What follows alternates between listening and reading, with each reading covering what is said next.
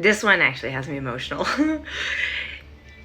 I think I have yet to meet one person who hasn't either suffered some sort of SA abuse, been the victim of somebody who was struggling with an addiction, had their own addiction,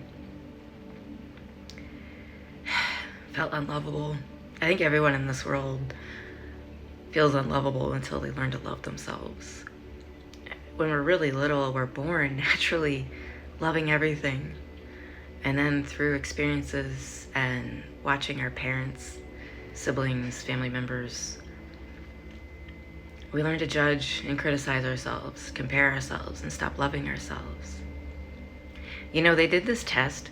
If you guys look up Dr. Huberman on YouTube, he has some great neuroscience videos if you are kind of a nerd brain like myself who enjoys that information.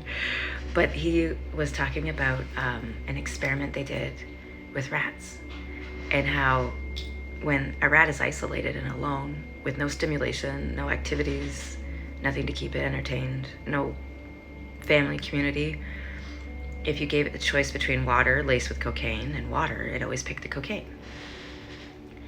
Now you take that same rat who's been maybe drinking cocaine water for days, weeks, and you put it in a cage with other rats in a social community with activities that it can actually do, mazes, whatever, and you still give it the choice of water, plain water, and cocaine water, it never goes back to the cocaine water. Because it has a connection, it has a community, it's no longer alone. People choose addictions, they choose to reenact abuse. They choose these things, these patterns, because they're patterns they experienced as a kid.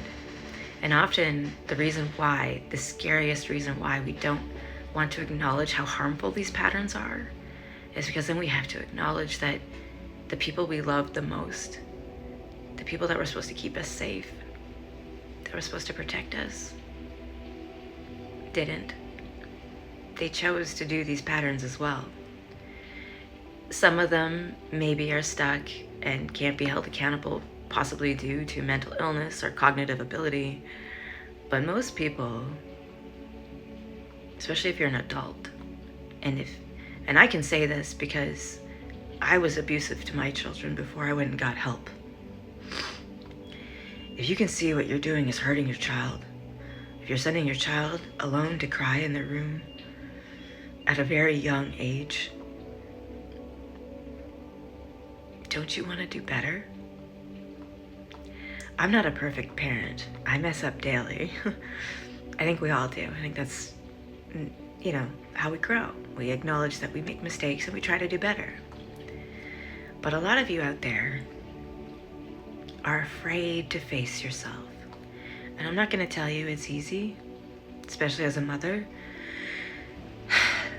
But I had reached a point between the abuse I was receiving and the knowing something was wrong with the relationship between my children and their father, but not sure what and how to fix it or help it. I had become so emotionally dysregulated. I had become addicted to hiding and disassociating. I lived to work, clean, do schoolwork, everything and anything I could do except for be with my family, because I couldn't regulate myself anymore. I was always yelling and screaming. I was always disregarding their feelings. And that might not sound extremely abusive because it wasn't like the abuse I suffered as a kid. I mean, I wasn't beating them. I wasn't knowingly letting them suffer SA. And as soon as I did find out, we did leave.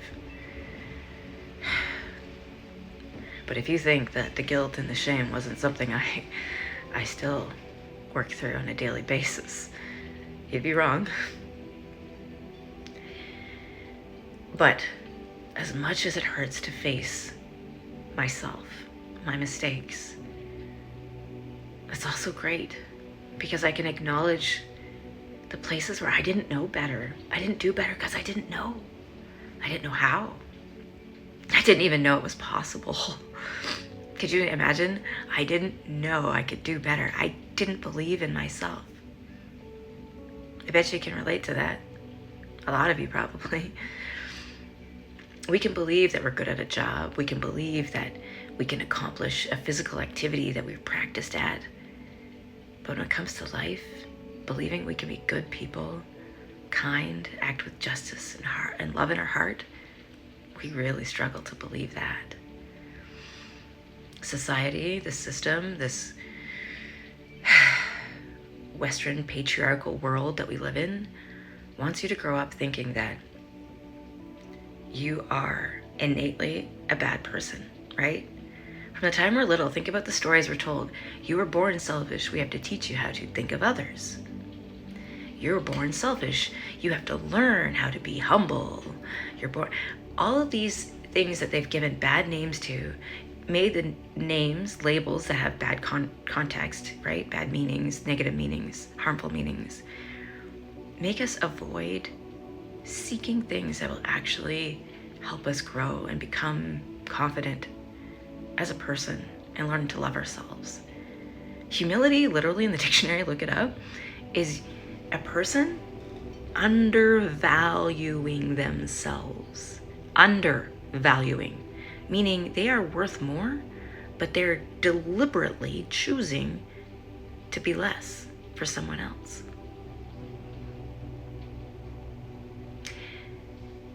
We're all gonna have, as we get older, to go through our garbage that we've collected in our childhood.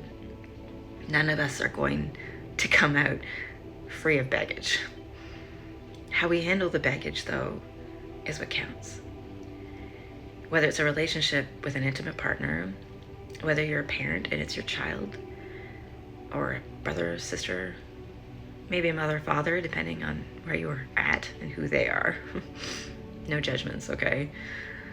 I won't judge anyone because I've been through too much to judge you. I've made my choices, some bad, some good. But I also understand that sometimes, especially during the early parts of our healing journey, we just don't have the capacity for people. And some people just need to accept that we need a break from them. Maybe forever, maybe not, I don't know. But that's okay. And you need to be okay with that because you're allowed. Be good to yourself. And by facing yourself and acknowledging places that you are repeating patterns that are harmful, that your kids will possibly repeat, isn't just going to help you grow and heal and learn to love yourself, but it's going to show your kids something amazing. Or anyone watching. Think how rare it is. I was just watching Aaron Carter, and I honestly never really followed that music. It was like a couple generations younger than me, and I was more of a grunge, alternative, punk rock kind of girl. But A, he has a beautiful voice, and B, it just, by watching some of his videos, I respect the hell out of that young man. He went on a talk show and openly apologized and admitted what he'd done. I don't just respect him because he was speaking the truth. I respect him because regardless what the fuck the whole entire world thought, he did what was right for himself.